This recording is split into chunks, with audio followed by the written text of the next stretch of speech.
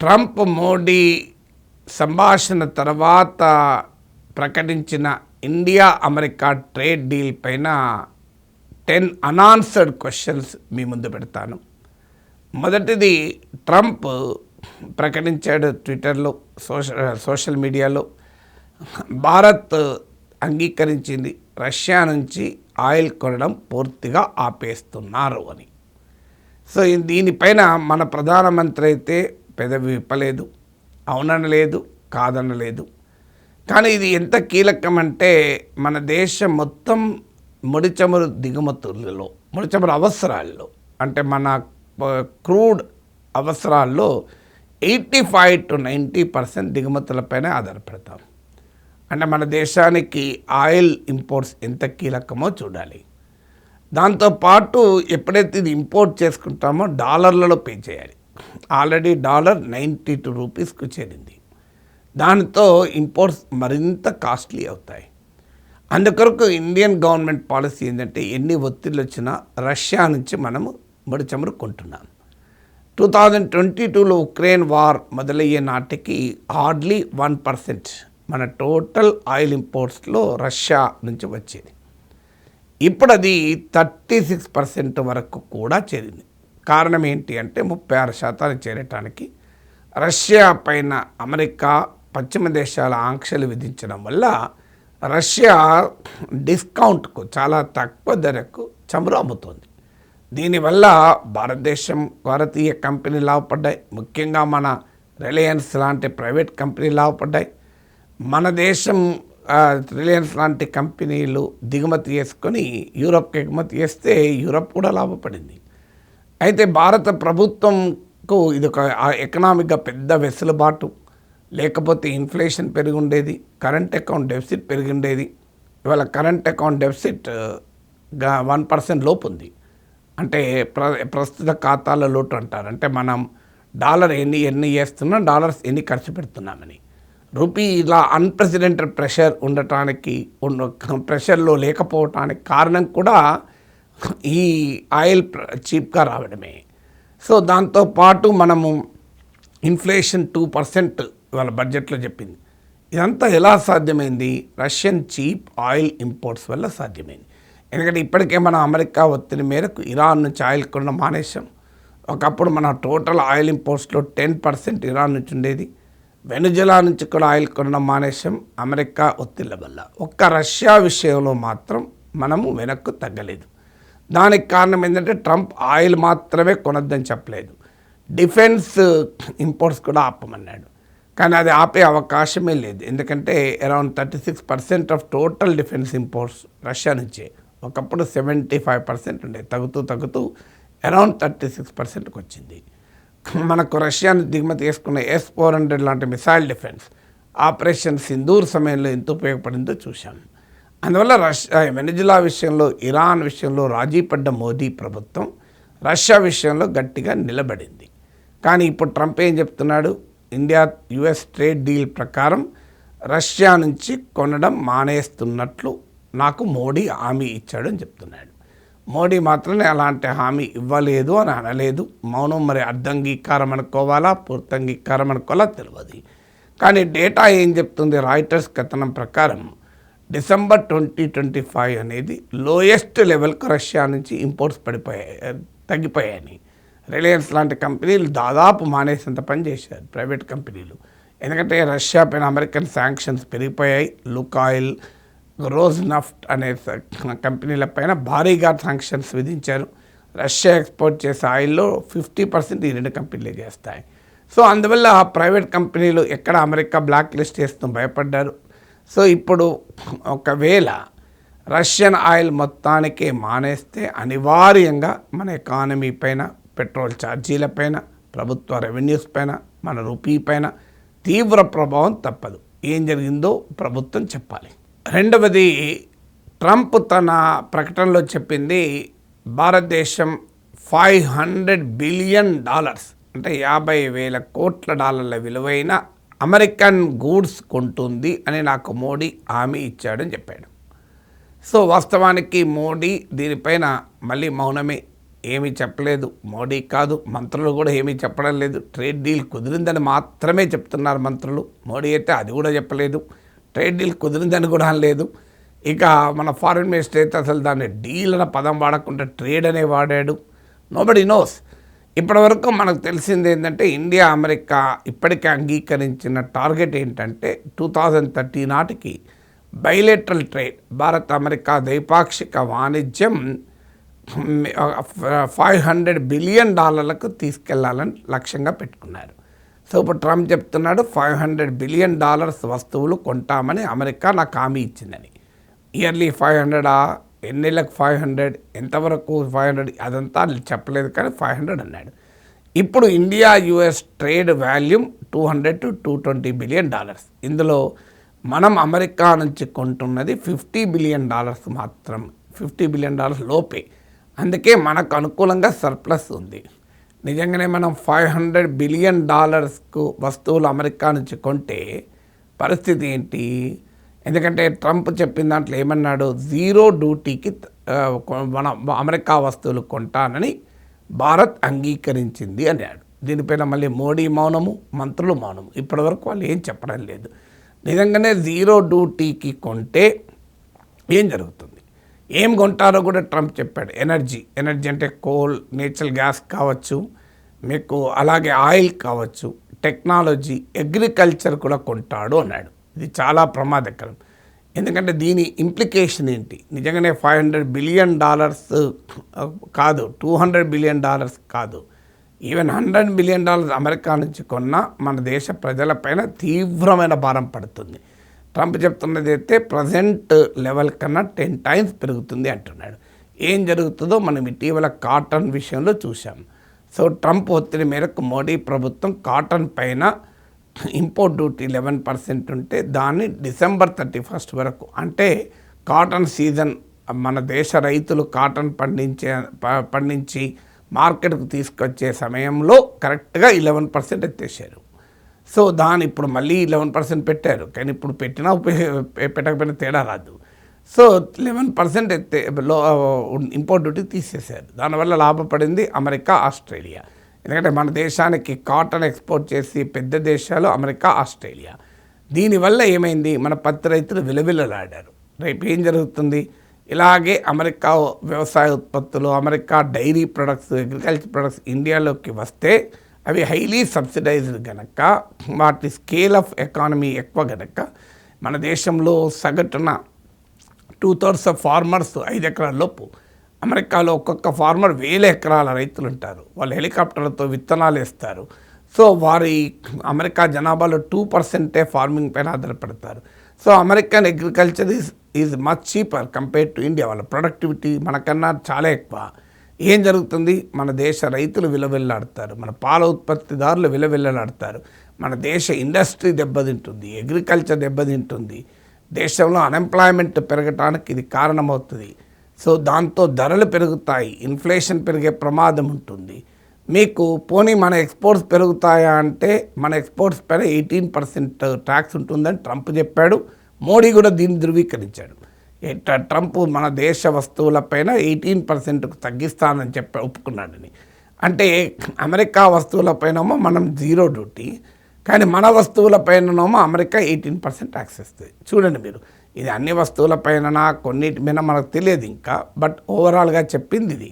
So 18% ఉన్న వల్ల మన ఎక్స్పోర్ట్స్ ఏమో మనం పెంచుకోలేము, ఇంపోర్ట్స్ ఏమో పెరుగుతాయి, దాంతో ట్రేడ్ డెఫిసిట్ పెరుగుతుంది, దానివల్ల రూపీ ఒత్తిడికి మరింతగా గురవుతుంది, కరెంట్ అకౌంట్ డెఫిసిట్ ఇబ్బంది పడుతుంది, మన ఫారిన్ ఎక్స్చేంజ్ రిజర్వ్స్ ఇబ్బంది పడతాయి. అంటే ఎకానమీ పైన, ప్రజల పైన ఇది ప్రభావం చూపుతుంది. అందువల్ల జవాబు లేని రెండవ ప్రశ్న ఏంటంటే $500 బిలియన్ కొంటామని మనం అంగీకరించామా, కొంటే ఏ పీరియడ్ ఏంటి, ఏ వస్తువులు కొంటామని అంగీకరించాం, దానివల్ల ఇండియా ఎకానమీ పైన, ప్రజలపైన ఏంటి ప్రభావం. థర్డ్ ఆస్పెక్ట్, సమాధానం లేని మూడో ప్రశ్న, అగ్రికల్చర్ ప్రొడక్ట్స్ కూడా కొంటారు అని ఇండియా మాకు హామీ ఇచ్చిందని ట్రంప్ చెప్పాడు. కానీ అగ్రికల్చర్ అంటే అగ్రికల్చర్ మాత్రమే కాదు, అలైడ్ సెక్టార్స్ అంటే మీకు ఎనిమల్ హస్బెండరీ, అలాగే ఫిషరీస్, ఇవి కూడా ఇంపార్టెంట్. ఇప్పుడు మరి చాలా కాలంగా అమెరికా డిమాండ్ చేస్తున్నది తమ దేశ వ్యవసాయ ఉత్పత్తులు, ముఖ్యంగా కాటన్, సోయా, మేజ్ మొక్కజొన్న, పౌల్ట్రీ ఉత్పత్తులు, చికెన్, ఎగ్స్ ఇట్లాంటివి పౌల్ట్రీ ఉత్పత్తులు, అలాగే ఫిష్ ప్రొడక్ట్స్, మీకు మిల్క్ డైరీ ప్రొడక్ట్స్, ఆల్మండ్స్, అలాగే పల్సెస్, గ్రెయిన్స్ ఇలాంటివన్నిటిని అమెరికాకు చెందిన వాటిని ఇండియాలో అమ్ముకోవటానికి అవకాశం ఇవ్వమని చాలా కాలంగా ట్రంప్ ఒత్తిడి తెస్తున్నాడు. వాస్తవంగా ఇండియా యుఎస్ ట్రేడ్ డీల్ ఇప్పటిదాకా కుదరకపోవటానికి కారణం అది. ఇటీవల యూరప్తో కుదిరిన ట్రేడ్ డీల్లో కూడా భారతదేశం కోర్ అగ్రికల్చరల్ ప్రొడక్ట్స్ను అంగీకరించలేదు, డైరీ ప్రొడక్ట్స్ను అంగీకరించలేదు. సో గతంలో అమెరికా నుంచి ఆల్మండ్స్, వాల్నట్స్ లాంటి వాటికి మనము కొంత రిలీఫ్ ఇచ్చాం, కానీ ప్రధానమైన agriculture and dairy products, fisheries products అంగీకరించలేదు. ఇప్పుడు అంగీకరిస్తే వచ్చే ప్రమాదం ఏంటంటే దేశ జనాభాలో 50% దాకా వ్యవసాయంపైనే ఆధారపడి జీవిస్తుంటారు. అంటే మన ప్రజల జీవనోపాధిలో అగ్రికల్చర్ అండ్ అలైడ్ సెక్టర్ చాలా కీలకం. సో ఇక్కడ కనుక మన అమెరికా ఉత్పత్తుల్ని ఎలో చేస్తే చాలా పెద్ద ప్రమాదం అవుతుంది. దాంతోపాటు అమెరికాలో జెనెటికల్లీ మాడిఫైడ్ ఉత్పత్తులు కూడా ఉంటాయి, అంటే జన్యుపరమైన మార్పులు చేసింది. మన దేశంలో ఫుడ్ చైన్లోకి ఇంకా జెనెటిక్ మాడిఫికేషన్ పైన చాలా ఆంక్షలు ఉన్నాయి. ఇప్పుడు ఇలా ఫ్రీగా ఎలో చేయడం వల్ల జన్యుపరమైన మార్పులకు గురైనటువంటి అమెరికన్ ఫుడ్ ప్రొడక్ట్స్ మన ఇండియన్ ఫుడ్ చైన్లోకి ఎంటర్ అయితే అది చాలా తీవ్రమైన పర్యవసనాలకు దారితీయవచ్చు. దాంతోపాటు అమెరికన్ డైరీ ప్రొడక్ట్స్లో వాడేటువంటి ఎనిమల్ బై ప్రొడక్ట్స్ కూడా వాడుతుంటారు. వాళ్ళ క్యాటిల్ ఫీడ్లో వారికి ఇచ్చేటువంటి ఆహారంలో ఎనిమల్స్లో, అది మన దేశంలో మనము శాకాహారులు కూడా పాలను శాకాహారంగా భావిస్తారు. సో ఇప్పుడు అమెరికన్ క్యాటిల్ కావులకు నీకు ఎనిమల్ బై ప్రొడక్ట్స్ ఫీడ్ చేశాక ఒక రకంగా మనం పాలు తాగుతున్న మాంసాహారం తీసుకున్నట్టు లెక్క. మరి దానికి భారతదేశంలో ఉన్న మతపరమైన, సాంప్రదాయపరమైన, ఆచారపరమైన అడ్డంకుల సంగతి ఏంటి అనే క్వశ్చన్ ముందుకు వస్తుంది. అంటే ప్రజల జీవనోపాధి ప్రశ్నార్థకమవుతుంది. ఇండియన్ ఎకానమీ చాలా పెద్ద ఒడిదుడుకుల్ని ఎదుర్కోవాల్సి ఉంటుంది. ఇది రైతుల నిరసనలకు దారితీస్తుంది. మనం చూసాం ఏ రకంగా వ్యవసాయ చట్టాలకు వ్యతిరేకంగా ప్రజలు తిరగబడ్డారు. సో అందువల్ల మీకు ఇప్పటికే అమెరికన్ ఫారిన్ చికెన్ లాంటి మనకు అందుబాటులో కూడా ఉన్నాయి.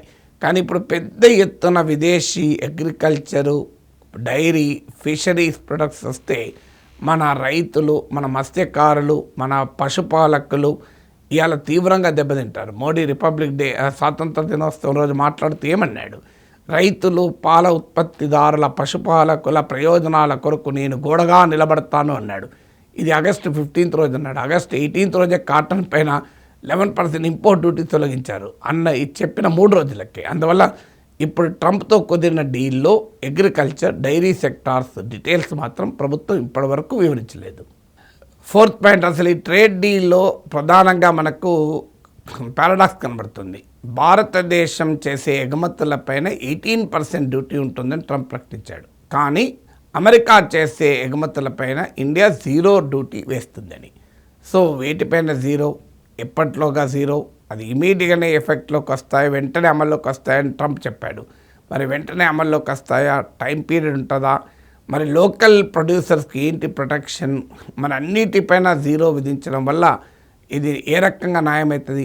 మనమేమో 0 డ్యూటీకి అమెరికా ఉత్పత్తులు నిల్వ చేయాలి, మన ఉత్పత్తుల్లోమో 18% అమెరికా ఎందుకు విధించాలి? ఇదే జరిగితే రేపు యూరప్ అంగీకరిస్తుందా? ఇప్పుడు యూరప్తో మనం కుదుర్చుకున్న ఒప్పందం ప్రకారం 99% ఆఫ్ ఇండియన్ ఎక్స్పోర్ట్స్ పైన యూరోప్లో 0 డ్యూటీ ఉంటుంది. అలాగే 97% ఆఫ్ యూరోపియన్ ఎక్స్పోర్ట్స్ పైన ఇండియాలో 0 డ్యూటీ ఉంటుంది. దీన్ని రెసిప్రోకల్ అంటారు. అంటే ఇద్దరము కూడా 0 డ్యూటీకి అంగీకరించాం. దాని సమస్యలు దానికి ఉండవచ్చు. కనీసం on the face of it looks equal. కానీ ఇక్కడ అన్ఈక్వల్ డీల్ కదా ఇది. అంటే మీకు అమెరికానేమో 18% మన ఎక్స్పోర్ట్స్ పైన విధిస్తే, మనమేమో 0 డ్యూటీ విధించి అమెరికా ఉత్పత్తుల్ని అంగీకరిస్తే మరి లోకల్ ప్రొడ్యూసర్స్ ఏ రకంగా దెబ్బతింటారు?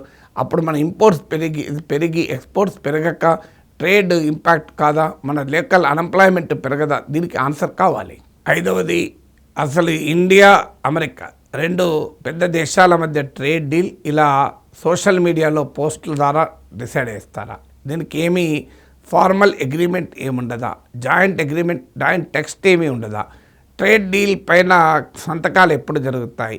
ఇది ఎప్పటి నుంచి అమల్లోకి వస్తుంది, ఒకవేళ దీన్ని ఉల్లంఘిస్తే జరిగే పెనాల్టీస్ ఏంటి, ఇబ్బందులు ఏంటి, సమస్యలు ఏంటివి, అసలు ఈ ఒప్పందాన్ని పార్లమెంట్ రాటిఫై చేయాల్సిన అవసరం లేదా, మన దేశ పార్లమెంట్ కానీ అమెరికన్ కాంగ్రెస్ కానీ అది మన దేశ రాజ్యాంగం చట్టాలు అంగీకరిస్తాయా, అమెరికా రాజ్యాంగం చట్టాలు అంగీకరిస్తాయా, ఇది అమెరికాతో కుదుర్చుకునే ఈ ఒప్పందంలో అమెరికా పెడుతున్న హిడెన్ కండిషన్స్ ఏంటి, ఇప్పుడు మనం టారిఫ్ బారియర్సే కాదు నాన్ టారిఫ్ బారియర్స్ కూడా తొలగిస్తామని ఒప్పుకున్నాం. అంటే కోటాలు ఉండవు, లైసెన్స్ రెగ్యులేషన్స్ ఉండవు, అంటే దేన్ని మనం అడగటానికి అవకాశమే ఉండదు. అందువల్ల అసలు ఈ అగ్రిమెంట్ ఫైన్ ప్రింట్ ఎందుకు దాచిపెడుతున్నారు, ఇప్పటి వరకు దాన్ని ఎందుకు పబ్లిక్ డొమైన్లో పెట్టడం లేదు అనే ప్రశ్న, అది కూడా పార్లమెంట్ సమావేశం జరుగుతున్న సమయంలో ఇలా ఇద్దరు నాయకులు సోషల్ మీడియాలో పోస్టుల ద్వారా ట్రేడ్ డీల్ అనౌన్స్ చేయవచ్చా. 6th పాయింట్, ఒకవేళ ఈ ఒప్పందం అమల్లో వచ్చే ఇబ్బందులు ఉంటే ఏంటి పరిస్థితి, దీనికి డిస్ప్యూట్ సెటిల్మెంట్ మెకానిజం ఏంటి, పెనాల్టీలు ఏకపక్షంగా ఉంటాయా, మనం ఇప్పటికే పబ్లిక్ ప్రొక్యూర్మెంట్ ఆపాలి అని చెప్పి WTOకు అమెరికా వెళ్ళింది గుర్తే ఉంటుంది. అంటే ప్రజా పంపిణీ వ్యవస్థ ద్వారా భారతదేశంలో ఆహార ధాన్యాలు పంపిణీ చేస్తారు, దాన్ని ఆపివేయాలి, ఎందుకంటే ప్రజా పంపిణీ వ్యవస్థ ద్వారా ఆహార ధాన్యాలు పబ్లిక్ డిస్ట్రిబ్యూషన్ సిస్టమ్ ద్వారా ఈ ఫుడ్ గ్రెయిన్ డిస్ట్రిబ్యూషన్ ఉండడం వల్ల ప్రభుత్వం కనీస మద్దతు ధరించి ఫుడ్ గ్రెయిన్స్ను కొంటోంది. ఈ మినిమం సపోర్ట్ ప్రైస్తో ప్రొక్యూర్మెంట్ అనేది ఉండకూడదు, procurement, storage and distribution of food గ్రెయిన్స్ను టోటల్గా డిస్మాంటిల్ చేయాలి అని WTOలో అమెరికా మనపైన అనేక సంవత్సరాలుగా ఒత్తిడి తెస్తూ వచ్చింది. ఇది మన దేశ ప్రజల right to food, right to లైవ్లీహుడ్తో సంబంధం ఉందని చెప్పి ఇండియా రెసిస్ట్ చేస్తూ వస్తుంది.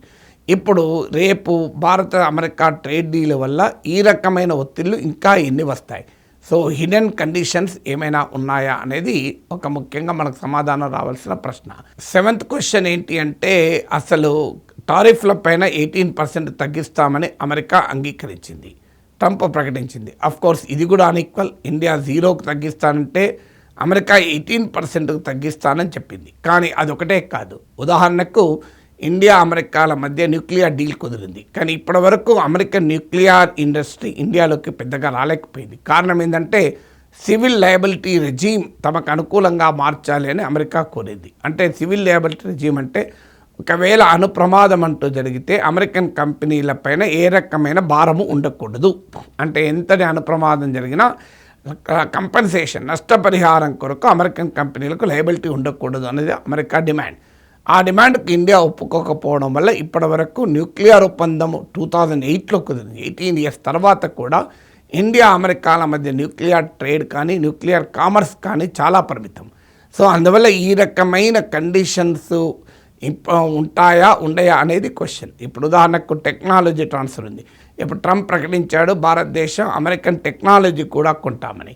టెక్నాలజీ కొనేటప్పుడు మనకు కొన్ని పద్ధతులు ఉంటాయి. ఇప్పుడు ఉదాహరణకు డిఫెన్స్లో మనం ఇంపోర్ట్ చేసుకున్నాం అనుకోండి, 50% ఇంటర్నల్ ప్రొడక్షన్ ఉండాలి అనేది డిమాండ్ మన విధానం డిఫెన్స్ ప్రొక్యూర్మెంట్ పాలసీలో. సో ఖచ్చితంగా ఇండియన్ కంపెనీస్తో లింక్ అయి ప్రొడక్షన్ చేయాలి. ఇప్పుడు మీకు ఫ్రాన్స్కి చెందిన రఫేల్ విషయంలో కూడా ఇండియన్ కంపెనీ, ముందు హిందుస్థాన్ ఏరోనాటిక్స్ లిమిటెడ్ అనే పబ్లిక్ సెక్టార్ కంపెనీ అన్నారు, తర్వాత అనిల్ అంబానీ కంపెనీని ఇండియన్ పార్ట్నర్గా చేర్చుకున్నాడు. నార్మల్గా అమెరికా దానికి అంగీకరించదు. మరి ఈ రకమైన కండిషన్స్ ఏమైనా రిలాక్సేషన్ ఉంటాయా? అలాగే లోకల్ పర్చేజెస్ అంటారు. ఇప్పుడు ఇండియాలో మన అమెరికా వాడొక్కరికి కంపెనీ పెడితే ఇక్కడ కొనుగోలు చేయాలి అని, దానికి అలాంటివి ఏమైనా ఉన్నాయా అని. సో ఈ రకమైన టెక్నాలజీ ట్రాన్స్ఫర్ విషయంలో ఏ రకమైన మీకు వెసులుబాటు అమెరికా ఇస్తోంది అనేది ఎక్కడా చెప్పలేదు.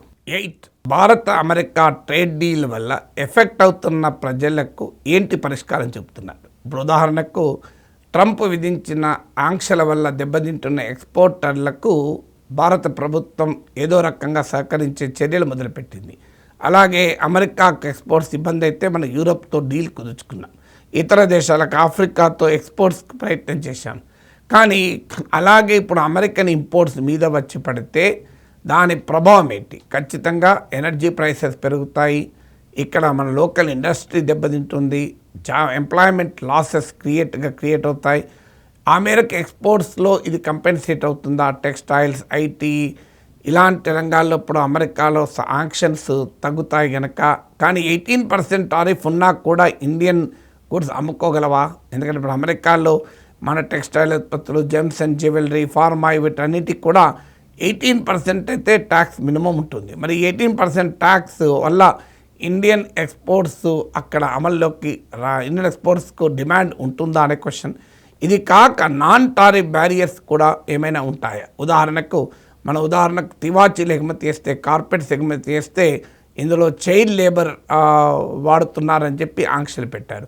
అలాగే సైటోశానిటరీ రెస్ట్రిక్షన్స్ అని చెప్పి పర్యావరణ సంబంధితమైన లింకులు పెట్టి ఇవన్నీ కూడా టారిఫ్తో సంబంధం లేని ఆంక్షలు ఇండియన్ ఎక్స్పోర్ట్స్ పైన పెట్టారు. సో వాటిపైన ఆ నాన్ టారిఫ్ బ్యారియర్స్ ఇండియా తొలగిస్తుందని ట్రంప్ ప్రకటించాడు, కానీ అమెరికా తొలగిస్తుందని చెప్పలేదు. అలాంటప్పుడు ఇండియాలో మన ఎక్స్పోర్ట్స్ 18%కు టారిఫ్ విధించినా దాని ప్రయోజనం మనం పూర్తి స్థాయిలో దక్కకపోవచ్చు. అంటే ఇండియన్ ఎక్స్పోర్ట్స్కేమో లాభం ఉండదు, కానీ అమెరికన్ ఇంపోర్ట్స్ ఏమో పెరిగిపోతే అది భారతదేశానికి ఈ ట్రేడ్ డీల్ వల్ల వచ్చే లాభం రాకపోగా జరిగే నష్టం మాత్రం భారీగా ఉంటుంది. ఇక 9th, దీనివల్ల డిప్లొమాటిక్ ఇంపాక్ట్ ఎలా ఉంటుంది? సో అమెరికాతో ఈ స్థాయిలో మనం రాజీ పడితే ప్రపంచ దేశాలు ఇండియా పట్ల ఏ రకంగా చూస్తారు? ఇప్పటి వరకు మనను ఒక హీరోగా థర్డ్ వరల్డ్ కంట్రీ చూస్తూ వచ్చాయి. కనీసం ఒక బలమైన దేశం, ఈ దేశం నిలబడుతుంది అని ప్రపంచమంతా ఆశిస్తోంది. ఇప్పటికీ బ్రెజిల్ లాంటి దేశాలు అమెరికాతో రాజీ పడలే. మీకు కెనడా, సౌత్ కొరియా లాంటి దేశాలు, యూరోపియన్ దేశాలకు కూడా అమెరికాను ప్రశ్నిస్తున్నాయి. సౌత్ ఆఫ్రికా అమెరికా ఒత్తిళ్లకు నిలబడుతోంది. కానీ ఇప్పుడు ఇండియా రాజీ పడడం వల్ల ప్రపంచ దేశాల ముందు India foreign diplomatic stand, India స్థాయి తగ్గే ప్రమాదం ఉంటుంది. రష్యాతో మన రిలేషన్స్ ఎఫెక్ట్ అయ్యే ప్రమాదం ఉంటుంది. ఈ డిప్లొమాటిక్ ఫాలోఅవుట్ ఏంటి అనేది ప్రభుత్వం చెప్పాలి. 10th ఫ్యాక్టరు, ఇప్పుడు ట్రంప్ ప్రకటించిన దాంట్లోనూ మోడీ ప్రకటించిన దాంట్లోనూ గూడ్స్ ట్రేడ్ గురించి మాత్రమే మాట్లాడాడు. ట్రేడ్ అంటే ఓన్లీ గూడ్స్ కాదు, సర్వీసెస్ కూడా ఉంటుంది. ఉదాహరణకు మన ఐటీ ఎక్స్పోర్ట్స్ ఉంటాయి. ఇప్పుడు ఐటీ ఎక్స్పోర్ట్స్ ఒక పెద్ద ఛాలెంజ్ని ఎదుర్కొంటున్నాయి, మన సాఫ్ట్వేర్ రంగము. అలాగే అమెరికా విధిస్తున్న ఆంక్షల్లో కేవలం ఈ 50% టారిఫ్ మాత్రమే కాదు, మన H-1B వీసా ఫీల్ని $1,00,000 పెంచారు. మన భారతదేశ సర్వీస్ ఎక్స్పోర్ట్స్ పైన కూడా రకరకాల ఆంక్షలు మీకు అమెరికా విధిస్తోంది. మీకు ఈ H-1B వీసాల ఫీజులు పెంచడం వల్ల పెద్ద ఎత్తున దెబ్బతినేది ఇండియన్ ఐటీ ఇండస్ట్రీ. అలాగే అమెరికన్ కంపెనీలు అవుట్సోర్సింగ్ చేయడంపై కూడా అమెరికా చాలా ఆంక్షలు పెట్టింది. ఆ అవుట్సోర్సింగ్ వల్ల, ఆంక్షల వల్ల కూడా ఇండియా సాఫ్ట్వేర్ సర్వీసెస్ రంగం చాలా ఇబ్బందులు ఎదుర్కొంటుంది. వీటిపైన మరి ట్రంప్ ఏ రకమైన వైఖరి తీసుకుంటాడు? ఓన్లీ ఇది గూడ్స్ ట్రేడ్కైనా, H-1B వీసాలపైన, గ్రీన్ కార్డులపైన, మన ఫారిన్ స్టూడెంట్స్ పైన పెడుతున్న కండిషన్స్, మన ఫారిన్ స్టూడెంట్స్, మన దేశ విద్యార్థులు అమెరికాకు వెళ్ళినప్పుడు OPT ఎంప్లాయ్మెంట్ చేసుకోవటానికి ఉండే అవకాశాలపైన ఏ రకమైన వైఖరి తీసుకుంటాడు? వీటిపైన ఇంతవరకు ట్రంప్ చెప్పిన దాంట్లో క్లారిటీ లేదు, మోడీ చెప్పిన దాంట్లో క్లారిటీ లేదు. సో దీన్ని బట్టి మనకు అర్థమయ్యేది ఏంది? రెండు దేశాల మధ్య కుదిరిన ఒప్పందం ట్రాన్స్పరెంట్గా ఉండాలి, సీక్రసీకి అవకాశమే లేదు, ఇది పబ్లిక్ డొమైన్లో ఉండాలి, ప్రైవేట్ వ్యవహారంగా ఉండకూడదు, పార్లమెంట్లోనూ దేశంలోనూ డిబేట్ జరగాలి. ఇలా సోషల్ మీడియా పోస్టులలో ఒప్పందాలు కుదరడం ఏంటి? ఏదైనా of course it's a beginning అనుకున్నా ఈ 10 ప్రశ్నలకు మాత్రం సమాధానం కావాలి.